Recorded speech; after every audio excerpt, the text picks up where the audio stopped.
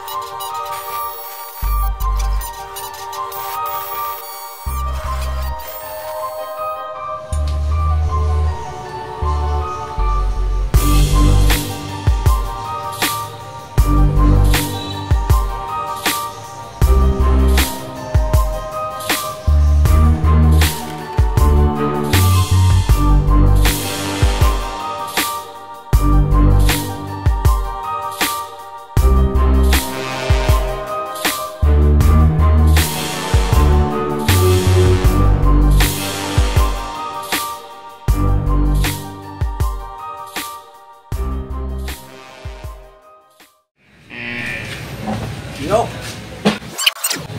Thì Alan đã hoàn tất cái sản phẩm bộ lốc máy này rồi ha.